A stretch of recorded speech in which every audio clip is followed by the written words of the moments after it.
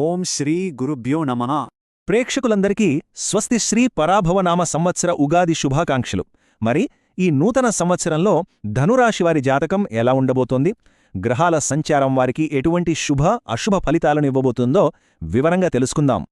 సరే, ముందుగా ఈ సంవత్సరానికి పునాది ఎలా ఉందో చూద్దాం. అంటే రాబోయే 12 నెలల కాలంలో మీ రాశి యొక్క ప్రాథమిక లక్షణాలు, అలాగే ఆదాయ వ్యయాల సమతుల్యత ఎలా ఉండబోతోందో ఇది మనకొక స్పష్టమైన అంచనానిస్తుంది. ధను రాశివారు అంటే మూల, పూర్వాషాఢ మరియు ఉత్తరాషాఢ 1వ పాదం నక్షత్రాలలో జన్మించినవారన్నమాట. మీ రాశికి అధిపతి సాక్షాత్తు దేవగురువు బృహస్పతి. కాబట్టి ఈ సంవత్సరం మీకు పసుపు, క్రీం రంగులు చాలా అనుకూలంగా ఉంటాయి. అలాగే 3, 9, 1 అనే సంఖ్యలు అదృష్టాన్నిస్తాయి. ఇక పంచాంగ గణితం ప్రకారం మీ రాశి ఫలితాలను పరిశీలిస్తే ఆదాయం 14 భాగాలు, వ్యయం 11 భాగాలుగా ఉంది. అంటే ఆదాయానికి ధన ప్రవాహానికి లోటు ఉండదు. ఇది చాలా మంచి విషయం. కానీ గమనించండి, ఖర్చులు కూడా దాదాపు అంతే ఉన్నాయి. కాబట్టి కాస్త ప్రణాళికతో ముందుకు వెళ్లడం చాలా అవసరం. ఇక రాజపూజ్యం 1, అవమానం 2గా ఉండటం అంటే గౌరవం కన్నా కొన్ని సందర్భాల్లో ఊహించని మాటలు పడాల్సి రావచ్చని సూచిస్తోంది. కాబట్టి కొంచెం ఓర్పుతో అప్రమత్తంగా ఉంటే సరిపోతోంది. ఇక వృత్తి మరియు ఆర్థిక విషయాలకు వస్తే ఈ సంవత్సరం ధనురాశివారికి చాలా పాఠాలు నేర్పుతుంది అని చెప్పాలి. కొన్ని ఎత్తుపల్లలతో కూడిన ఒక ముఖ్యమైన ప్రయాణంలా ఉంటుంది. ఈ ఏడాది వృత్తి జీవితంలో 2 స్పష్టమైన దశలు కనిపిస్తున్నాయి. జూన్ 2వ తేదీ వరకు గురుబలం వల్ల మీరు పనిచేసే చోట మీ మాటకు తిరుగుండదు. పై అధికారులు మిమ్మల్ని మెచ్చుకుంటారు.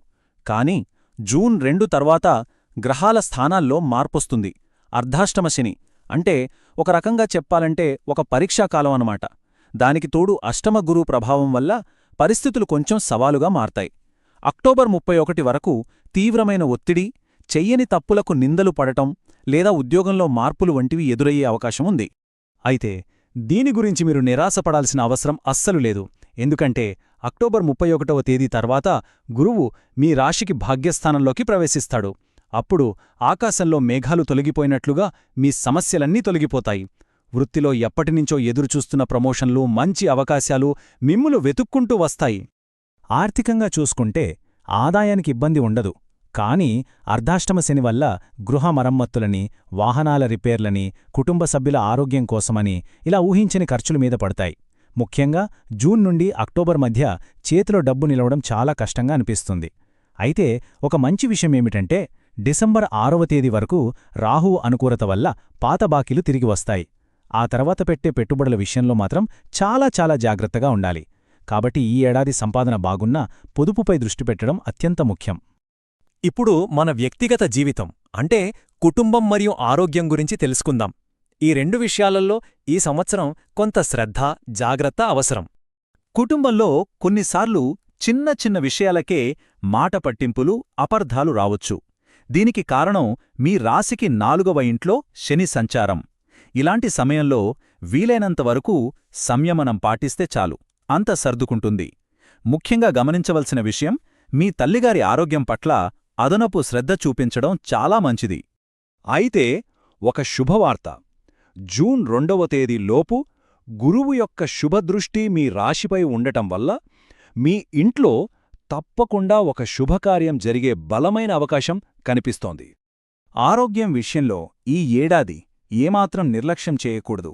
ముఖ్యంగా జూన్ నుండి అక్టోబర్ మధ్యకాలంలో గుండె, ఛాతీ, జీర్ణకోశానికి సంబంధించిన సమస్యలు ఇబ్బంది పెట్టే అవకాశం ఉంది. కాబట్టి ముందు జాగ్రత్తలు తీసుకోవాలి.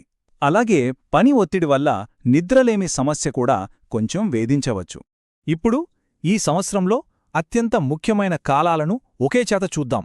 వీటిని గుర్తుంచుకుంటే మీరు ఏ సమయంలో ఎలా ఉండాలో మానసికంగా సిద్ధంగా ఉండవచ్చు. ఈ కాలక్రమం ఈ సంవత్సరానికి ఒక రోడ్ మ్యాప్ లాంటిది. చూడండి, జూన్ 2 వరకు అంతా సాఫీగా, అనుకూలంగా సాగిపోతుంది.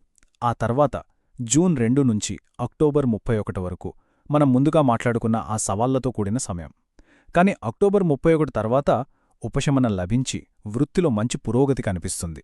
ఇక చివరిగా డిసెంబర్ 6 తర్వాత రాహుకేతువుల మార్పు వల్ల మీ మాట తీరు కాస్త కఠినంగా మారే అవకాశముంది. కాబట్టి సంభాషణలో జాగ్రత్త అవసరం. అలాగే రాత్రి ప్రయాణాల విషయంలో అప్రమత్తంగా ఉండాలి.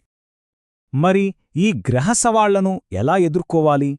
మనస్సును ప్రశాంతంగా ఉంచుకుంటూ దైవచింతనతో ఏ పరిహారాలు చెయ్యాలో ఇప్పుడు వివరంగా చూద్దాం. ఇక్కడ సూచించినవి చాలా సులభమైన శక్తివంతమైన పరిహారాలు. అర్ధాష్టమ శని ప్రభావం తగ్గడానికి ప్రతి శనివారం శివాలయంలో నువ్వుల నూనెతో దీపం వెలిగించండి. కష్టకాలంలో గురుగ్రహ శాంతి కోసం ప్రతి గురువారం శ్రీ దత్తాత్రేయ స్వామిని దర్శించుకుని మీ శక్తి కొలది పేద విద్యార్థులకు పుస్తకాలు దానం చేయడం చాలా మంచి ఫలితాన్నిస్తుంది. ఇక డిసెంబర్ తర్వాత రాహుకేతువుల శాంతి కోసం మంగళవారం నాడు దుర్గాదేవికి కుంకుమార్చన చేయించడం శుభప్రదం. ముగింపుగా చెప్పాలంటే ఈ సంవత్సరం ధనుర్రాశివారికి ఒక పరీక్ష లాంటిది. కానీ సరైన పట్టుదలతో దైవానుగ్రహంతో మీరు తప్పకుండా విజయం సాధిస్తారు. ఈ పరాభవనామ సంవత్సరం మీ అందరికీ సకల శుభాలను, ఆయురారోగ్య ఐశ్వర్యాలను కలిగించాలని మనస్ఫూర్తిగా భగవంతుణ్ణి ప్రార్థిస్తున్నాను. ధన్యవాదాలు. శుభమస్తు.